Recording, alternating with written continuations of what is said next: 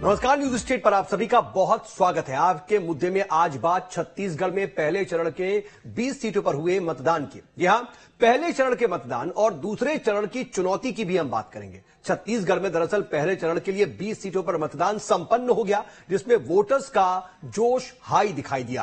पहले चरण में 70% से ज्यादा मतदान हुआ है, जिसके बाद दूसरा चरण प्रशासन से लेकर के सियासी दलों के लिए भी चुनौती बन गया है। दूसरे चरण में 70 सीटों पर मतदान होना है, जिसमें वोट प्रतिशत बढ़ाना प्रशासन के लिए चुनौती होगी।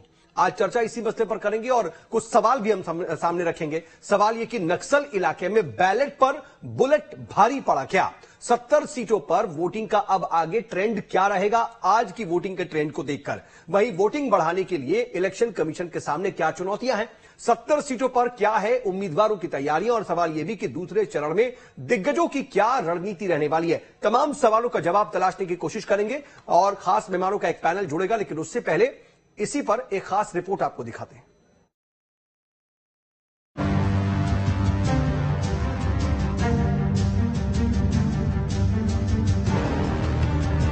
छत्तीसगढ़ में पहले चरण का मतदान संपन्न। ईवीएम में कैद हुई प्रत्याशियों की किस्मत। पहले चरण में बुलेट पर भारी पड़ा बैलेट। दूसरे चरण की वोटिंग होगी चुनौतीपूर्ण।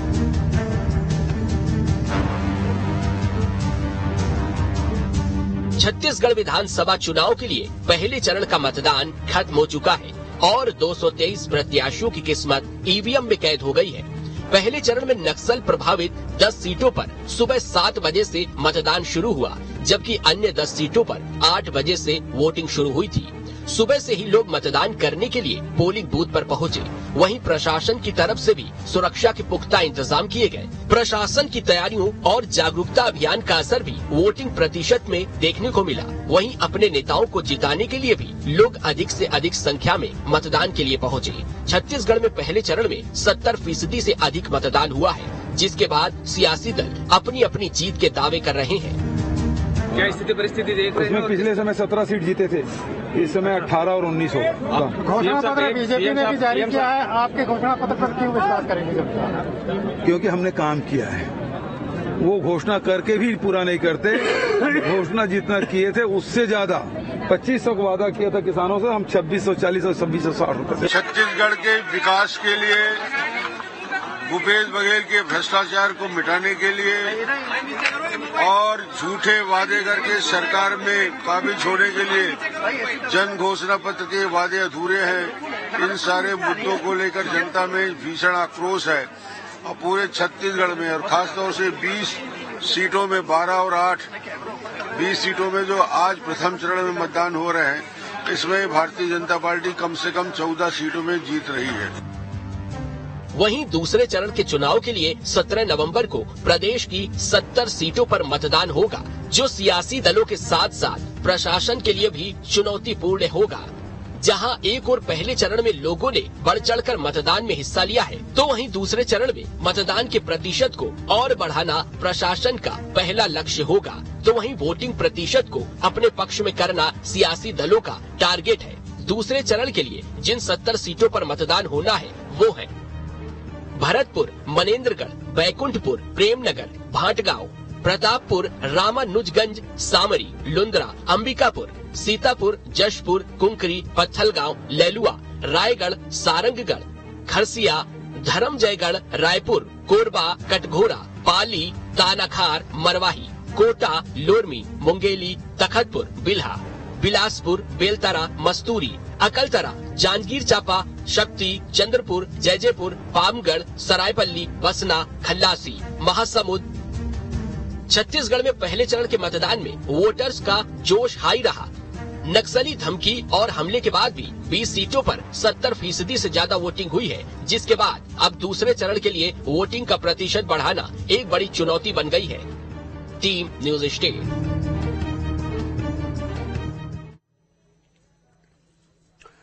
तो जो पहला चरण था उसका मतदान काफी ज्यादा चुनौतीपूर्ण था, क्योंकि घने जंगल का इलाके था, नक्सल प्रभावित इलाका था। यहां पर चुनाव सफलता और शांतिपूर्वक तरीके से मुकम्मल कराना एक चुनौती जरूर थी। लेकिन जो जवान थे, उनकी जांबाजी और साथ ही साथ वोटरों के हौसले से यह मुमकिन हो पाया। लेकिन इसको लेकर के क्या स्थिति रही और आगे अब क्या चुनौती, जरा बातचीत करेंगे। और बातचीत के लिए एक खास मेहमानों का पैनल जुड़ गया है। सबसे पहले उनसे आपका परिचय करा देते हैं। मेरे साथ बीजेपी की तरफ से पक्ष रखने के लिए बीजेपी की प्रदेश उपाध्यक्ष है लक्ष्मी वर्मा जी, वो जुड़ चुकी है। लक्ष्मी जी, बहुत स्वागत आपका।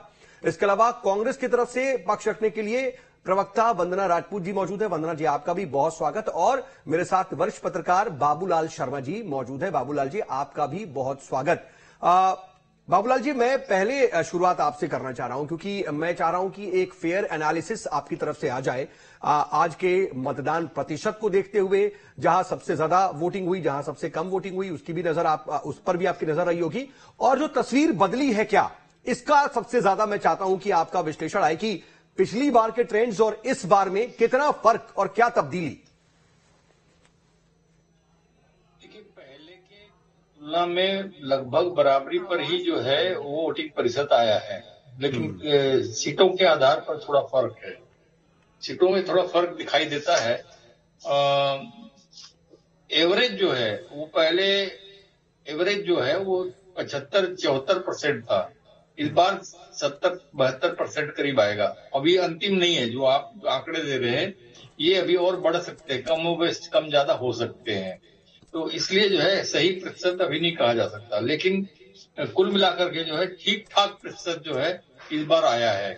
और इसमें एक चीज समझ में जरूर आती है कि सरकार के खिलाफ कोई एंटी इनकम्बेंसी दिखाई नहीं दे रही है कि सरकार से एकदम लोग नाराज हैं, तो वो स्थिति अलग होती है। उसके मतदान का जो फ्लो होता है वो अलग होता है। इस बार जो है वैसा फ्लो दिखाई नहीं दिया। वो एक सामान्य प्रक्रिया के तहत जो मतदान हुआ है और अच्छा प्रतिशत जो है, एक सामान्य प्रतिशत जो आना चाहिए वो आया है, बहुत ज्यादा बढ़ा नहीं है। ये स्थिति वहां पे है। दूसरी चीज क्या है कि देखिए, आदिवासी क्षेत्र में आदिवासी क्या चाहता है? आदिवासी चाहता है जल जंगल जमीन पर उनका जो अधिकार रहा आया है परंपरा से, वो उसको अधिकार उसको मिले। और रोटी कपड़ा मकान एक मामूली मूलभूत सुविधा है, उसके अलावा उसकी कोई ज्यादा मांग नहीं होती। लेकिन जो है अपने रहन सहन की स्थिति को धीरे धीरे सुधार रहा है। तो आगे आने वाले विकास के क्रम जो दूसरी क्षेत्र में हो रहे हैं वो वहां भी पहुंचे, वहां भी वो विकास पहुंचे, ये उसकी सोच बनती जा रही है। पढ़े लिखे जो नौजवान आगे आ रहे हैं उनकी सोच में ये परिवर्तन आ रहा है कि हमको अब नई सुविधाओं के साथ जुड़ना है, हमारे क्षेत्र को विकसित करना है। लेकिन जो है आज तक एक समय था कि मुख्य धारा से कटा हुआ था आदिवासी और अजायब घर की वस्तु समझा जाता था। कोई उनके पास जाता नहीं था, कोई मिलता नहीं था, कुछ नहीं था। और अत्याचार, न्याय और अत्याचार जो है, जंगल विभाग का बोलो या प्रशासन का बोलो, पुलिस का बोलो, अत्याचार और न्याय सहना पड़ता था उसको, और जैसे तैसे करके अपना जीवन वो चलाता था। इस बार जो है चुनाव मैदान में जो योजनाएं लेकर के दोनों पार्टियां जा रही हैं उस क्षेत्र के लिए 20 सीटों के लिए, उन योजनाओं में ग्रामीण, किसान, आदिवासी सब लोगों का समावेश है। उसमें उस क्षेत्र की जनता जो है, आदिवासी क्षेत्र की जनता, उसकी मीमांसा करेगी, समीक्षा करेगी, और उसके बाद जो है उन्होंने वो सब करके और वोट दिया है। तो निश्चित रूप से जो है वोट का जो ढंग दिखा है उसमें एक बात स्पष्ट जरूर है, मैं फिर से कह रहा हूं कि एंटी इनकम्बेंसी सरकार के प्रति दिखाई नहीं दी है। ठीक है सर, ठीक है। लक्ष्मी वर्मा जी, मैं आप ही के पास आ रहा हूं। आप इस पर रिएक्ट भी करना चाह रही थी। और देखिए, जाहिर सी बात है, जब वरिष्ठ पत्रकार है उनका एनालिसिस ये है कि एंटी इनकम्बेंसी नहीं दिख रही है, तो आप विपक्ष में होकर के इस पर जवाब देना चाहेंगी। लेकिन क्या आपको भी लगता है, और वोटिंग ट्रेंड में तो रमन सिंह 14 सीटें जीतने का दावा कर रहे हैं, लेकिन दूसरी तरफ भूपेश बघेल कह रहे हैं कि पिछली बार 17 जीती थी, अब की बार 18-19 कम से कम।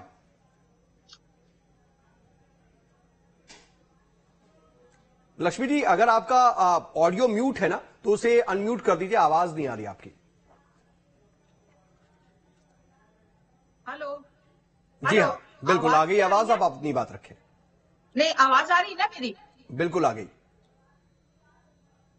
अभी बाबूलाल जी कह रहे थे बहुत वरिष्ठ पत्रकार भी हैं, मैं सम्मान करती हूँ, लेकिन छत्तीसगढ़ में कांग्रेस की सरकार पिछले बार 2018 में चुनाव में जिन वादों के साथ आई, उन वादों को छत्तीसगढ़ में पूरा नहीं किया। और निश्चित रूप से छत्तीसगढ़ में जो एक भ्रष्टाचार का मुद्दा आम जन तक छाया हुआ है, और विकास की बात करें तो इन 5 सालों में कहीं भी विकास जो है, इंफ्रास्ट्रक्चर डेवलपमेंट की बात करें, चाहे हम ग्रामीण जो हमारे बजट की बात करें, नरवा गरवा घुरवा पाड़ी इनकी फ्लैगशिप इनकी स्कीम थी, लेकिन उसका भी बहुत बुरा हाल है। और आज गांव में डेवलपमेंट देखे तो कहीं नजर नहीं आता है। इन्होंने रूरल डेवलपमेंट में बिल्कुल भी बजट नहीं दिया। पीडब्ल्यूडी में अगर देखें तो बिल्कुल इनका बजट नहीं के बराबर है, सड़कें को मेंटेन नहीं कर पा रहे हैं और आज सड़कों की स्थिति खराब है। तो किस सेक्टर में इन्होंने काम किया है?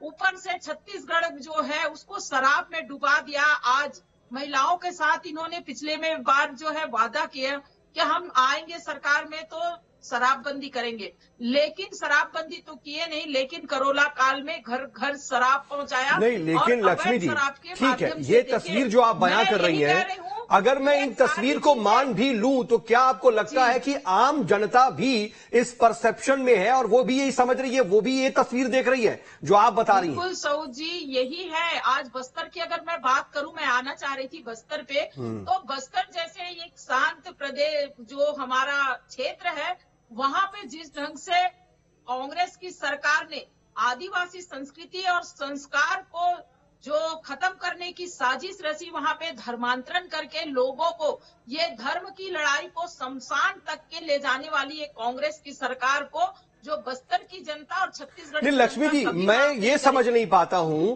कि तमाम मुद्दे, आप 15 साल आपने काम किया था, तमाम आपके पास चीजें गिनाने के लिए हैं। इससे पहले भी जब भी हम छत्तीसगढ़ की बात कर रहे हैं तो 2 मिनट के अंदर धर्मांतरण के मुद्दे पर बीजेपी के प्रवक्ता या फिर उनकी तरफ से जो पक्ष रखते वो आ जाते हैं और आपने भी देरी नहीं लगाई। क्या ये कोर इशू है, ये कोर एजेंडा है, इसी पर आप लेकर के अपनी पीठ पर खिलाना चाहती है कांग्रेस को, या इससे बड़ा कोई दूसरा मुद्दा नहीं है?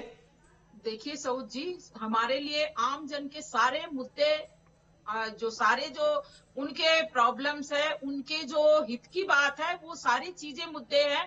और अगर बस्तर की बात करें तो बस्तर में हुआ क्या है, जितनी भी सड़कें हैं वो भारतीय जनता पार्टी के कार्यकाल में 15 साल में सड़कों का जाल बिछाया एजुकेशन के लिए। वहां प्रयास जैसी संस्था के माध्यम से स्कूलों के जो बच्चे हैं उनको कोचिंग दी गई। तो ठीक है, अच्छी बात है। तो क्या अभी इन 20 सीटों का जो एनालिसिस है, मैं लक्ष्मी जी ये मानूं कि जो रमन सिंह कह रहे हैं 14, उसी पर आप भी कायम है? उससे बढ़ सकती है, घट सकती है? बिल्कुल, बहुत ज्यादा से ज्यादा सीटें अगर बड़े कह रहे हैं और एनालिसिस किया है तो निश्चित रूप से हमारी सीटें आएंगी। ठीक है, मैं इसलिए भी पूछा था क्योंकि अभी तो फिलहाल आपका न्यूनतम स्कोर है 1 से नीचे, क्या क्योंकि सिर्फ रमन सिंह जी की ही सीट है वहां पर, लेकिन आप दावा करें कि 14 प्लस या 14 कम से कम। लेकिन देखते हैं जरा, वंदना राजपूत जी भी यही मानती है। क्या वंदना जी, लक्ष्मी जी ने गिनाया कि 5 साल में क्या स्थिति रही है, ना कोई काम किया, ना वादे पूरे किए, ना योजनाओं का क्रियान्वयन हुआ, इंफ्रास्ट्रक्चरल डेवलपमेंट भी नहीं किया, मतलब इस तरह की बात वो कह रही हैं, मैं उनकी जबानी कह रहा हूं। तो क्या ये स्थिति है, और इस दम पर इस स्थिति को लेकर के आप 18-19 सीट का दावा कैसे करेंगे इन 20 सीटों में? देखिए, लक्ष्मी दीदी बोल रही थी कि ये काम नहीं हुआ, वो काम नहीं हुआ, तो विपक्ष में है, वो खुल करके ये नहीं बोल सकती। उनकी अंतरात्मा में मालूम है कि कांग्रेस ने कितना काम किया है। वो ये नहीं कह सकती कि भूपेश बघेल की सरकार ने किसानों का ऋण माफ किया। वो ये नहीं कह सकती कि आज बस्तर में चमचमाती सड़कें कांग्रेस की सरकार की देन है। वो ये नहीं कह सकती कि आज आप देखेंगे कि गरीब और मध्यम वर्गीय के जो बच्चे हैं आत्मानंद अंग्रेजी स्कूल माध्यम में पढ़ रहे हैं। वो ये नहीं कह सकती कि आज कांग्रेस सरकार आने पर 67 लघु वनोपजों की समर्थन मूल्य में खरीदी कर रहे हैं। आज वो नहीं बोल सकती कि आज चमचमाती हुई अस्पताल बस्तर में कांग्रेस की देन है। वे विपक्ष में है, वो अपना धर्म निभा रही है। और दूसरी बात है, हमको भारतीय जनता पार्टी की सर्टिफिकेट लेने की जरूरत नहीं है। आज 20 सीट में जो मतदान हुए हैं, तो आज यहाँ लोकतंत्र की बहुत बड़ा महापर्व था और जनता बहुत अच्छे से जानती है। हम 5 साल में जो काम किए हैं, 5 साल का रिपोर्ट कार्ड लेकर के हम जनता के बीच में गए हैं और जनता जनार्दन है, ये पब्लिक है, ये सब जानती है। और सबसे बड़ी बात, अगर बस्तर की बात करते हैं तो हम छत्तीसगढ़ की संस्कृति को, लक्ष्मी दीदी बोल रही थी कि लोग छत्तीसगढ़ की संस्कृति को मिटाने का काम किए, जस्ट विपरीत बात कर रही थी। जबकि जब से कांग्रेस की सरकार आई है, छत्तीसगढ़ की संस्कृति, छत्तीसगढ़ के रीति रिवाज, छत्तीसगढ़ की परंपरा, छत्तीसगढ़ के 30 त्योहार को हमने आगे बढ़ाने का काम किया है।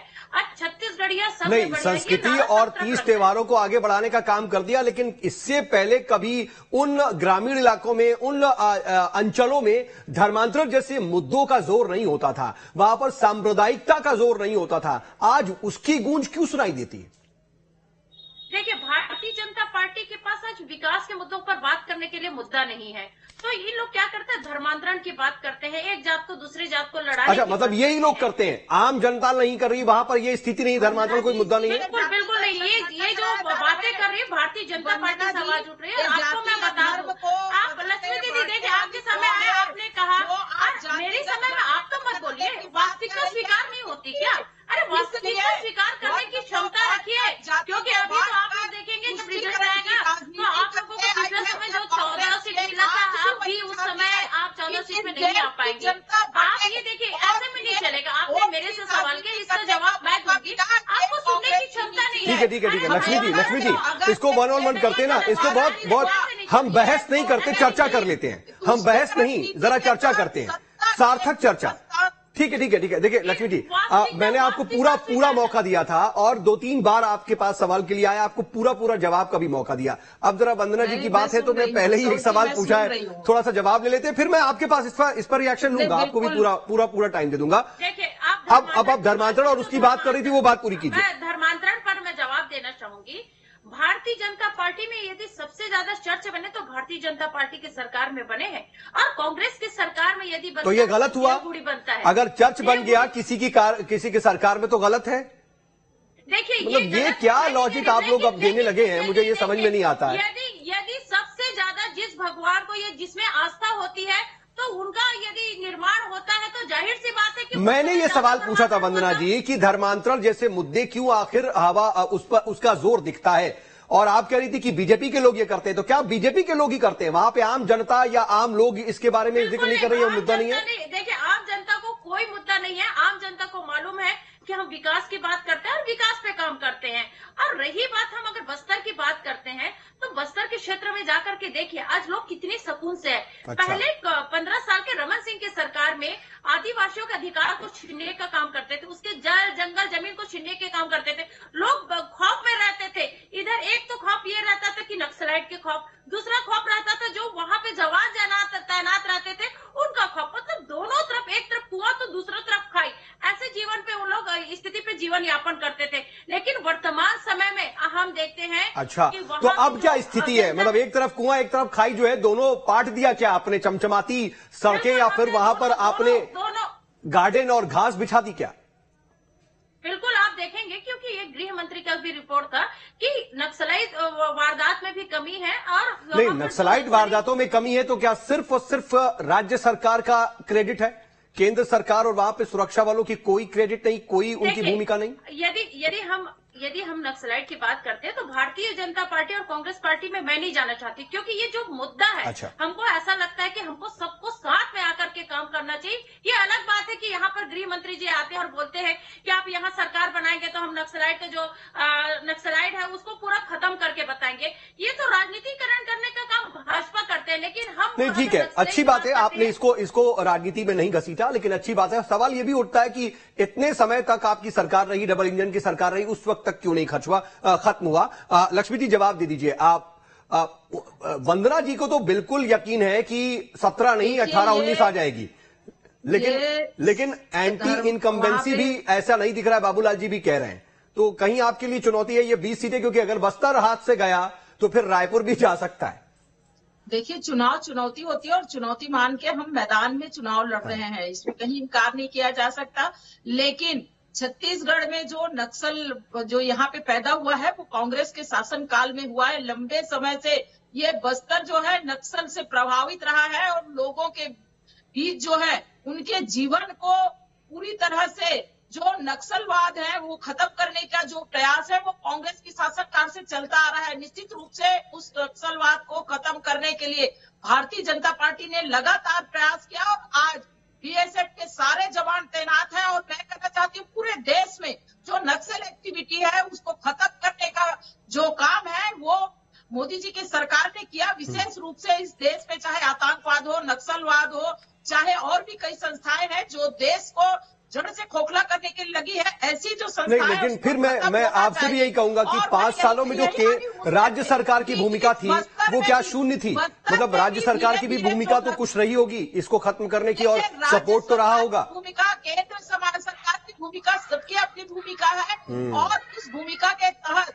निश्चित रूप से, लेकिन ठीक है, लेकिन छत्तीसगढ़ में बीएसएफ के जवान बहुत ही तैनात, मजबूती ठीक है, से अच्छी बात है लक्ष्मी जी। और लक्ष्मी जी, वंदना जी, एक छोटी सी बात में और क्योंकि देखिए पूरे छत्तीसगढ़ की जब बात करते हैं ना तो बहुत से धान खरीदी का मामला है, शराबबंदी का मामला है, धर्मांतरण की बात आपने कही ही है, और कुछ और भी तेंदुपत्ता संग्राहकों को लेकर के, फिर जंगल जमीन वनोपज को लेकर के, ये तमाम मुद्दे हैं। अब जब 20 सीटों पर लक्ष्मी जी वोटिंग हो गई है, ये जो ट्रेंड आपको दिखाई दिया, बाबूलाल जी कह रहे हैं कि एंटी इनकम्बेंसी बहुत ज्यादा नहीं दिख रही है, तो 70 बाकी जो सीटें हैं, 17 तारीख की चुनौती क्या दिखती है आपको? क्या स्ट्रेटजी है उसको लेकर? आश्वस्त है कि आप कम बैक कर लेंगी? देखिए, निश्चित रूप से छत्तीसगढ़ की जनता ने ठाना है कि कांग्रेस को बाहर का रास्ता दिखाना है, क्योंकि कहीं ना कहीं देखिए हम ये जरूर कह रहे हैं, लेकिन आम जनता की आवाज है कि इस छत्तीसगढ़ में खासकर महिलाओं को शराबबंदी के नाम से तो ठगा, लेकिन युवाओं को भी इन्होंने चाहे बेरोजगारी के नाम पर हम कहे भत्ता देने के लिए 10 लाख जो हमारे बेरोजगार हैं उनसे वादा किया था। पीएससी घोटाले में किस तरह से युवाओं के भविष्य के साथ खिलवाड़ किया गया, छोटे छोटे बच्चियों के साथ अनाचार अत्याचार की घटनाएं अलग घटी, और महिला हूँ मैं, लड़की हूँ, जवाब आपसे लूंगा। ठीक है, तो एक चीज बता दीजिए मुझे, ये तमाम मुद्दे हैं, लेकिन अगर इन 20 सीटों पर कर लूं कि महिलाओं को इन्होंने जो उनके रोजगार के साधन भारतीय जनता पार्टी के कार्यकाल में स्व सहायता समूह के माध्यम से रेडियो किट योजना को जो महिलाओं को दिया गया था, उनको तक बाहर का रास्ता दिखा दिया। नहीं, लेकिन देखिए लक्ष्मी जी, राम वन गमन पथ हो गया या फिर उसके अलावा गोबर खरीदी हो गई, ये तमाम जो चीजें हैं, ऐसा लगता नहीं कि जो जैसे गोबर खरीदी, पहली बार ऐसा हुआ कि सरकार जो है 2 रुपए किलो गोबर खरीद रही है, तो ये सब चीजें कहीं ना कहीं लोगों पर असर डाल रही हैं और कुछ फायदा उनको मिल गया। देखिए, निश्चित रूप से गोबर खरीदी जो है यहाँ पे एक अच्छा काम के रूप में इन्होंने किया। मैं जवाब लूंगा, समय थोड़ा कम है लक्ष्मी जी, एक सवाल लेकर के, एक सवाल का जवाब कि वो गोबर है, उस पे गोबर क्या वो वर्मी कंपोस्ट बना रहे हैं, वो ठीक है। ये भी एक अहम सवाल आपका कि वो गोबर तो खरीद ले रहा है लेकिन उसका असर क्यों नहीं दिख रहा। लेकिन लक्ष्मी जी अगर नाम से बड़ा घोटाला करने, गोबर के नाम से बड़ा घोटाला, और वंदना जी जवाब, वंदना जी जवाब। नहीं, समय कम है लक्ष्मी जी, सबसे ज्यादा समय आपको मिल गया है, जवाब जल्दी से। गोबर घोटाला की बात करते हैं तो विपक्ष में है, इनके पास और कोई मुद्दा नहीं है। ठीक है, नहीं, लेकिन मैं 70 सीटों पर खास तौर पर जानना चाहूंगा कि 70 सीटों की चुनौती क्या आपको लगता है कि आप अभी अपने सरकार में बनी रहेंगी? वंदना जी, लक्ष्मी जी प्लीज वंदना जी को, लक्ष्मी जी। आप देखेंगे कि हम 70 जो सीट है अभी अगर जो चुनाव होने वाला है इसमें हम जरूर बने रहेंगे। इसके कारण आप किस आधार पर ये कह रही हैं? क्योंकि हमने कृषि ऋण माफ किए हैं, इनका जो फायदा है 19 लाख किसानों को मिला है। हमने तुरंत सरकार में आते ही हमने 10 दिन भी नहीं लगाए, सिर्फ 2 घंटे में किसानों का ऋण माफ किए। अभी आने वाले समय में हमारी सरकार बनेगी, हम पुनः फिर से किसानों का ऋण माफ करेंगे। 200 यूनिट तक हम फ्री बिजली देंगे। ठीक है वंदना जी, मैं ओवर हो रहा हूँ, मैं माफी के साथ रोक रहा हूं, बाबूलाल जी के पास रिएक्शन के लिए जाना चाह रहा हूं। मैं सर, बहुत मुझे मना किया गया लेकिन फिर भी मैं आपसे बस जल्दी से रिएक्शन चाह रहा हूं। सर, क्या चुनौती देख रहे हैं? 70 सीटों पर भी यही ट्रेंड या कुछ बदलाव? नहीं, देखिए 20 सीट अलग ढंग की है, 20 सीट में जो है एंटी इनकम्बेंसी का प्रभाव नहीं है, लेकिन जो बाकी की 70 सीटें और शहरी क्षेत्र भी है उसके अंदर में, ग्रामीण क्षेत्र में एंटी इनकम्बेंसी कम मिलेगी, लेकिन शहरी क्षेत्र में हो सकता है कि कांग्रेस के खिलाफ एंटी इनकम्बेंसी मिल जाए। तो चुनौती बरकरार है, अब देखना होगा सर। माफी इन्होंने किया है उतना शहर में नहीं किया। हाँ, माफी के साथ सर रोक रहा हूँ, समय इजाजत नहीं दे रहा। आप सभी मेहमान हमारे साथ जुड़े, इसके लिए आपका बहुत बहुत शुक्रिया।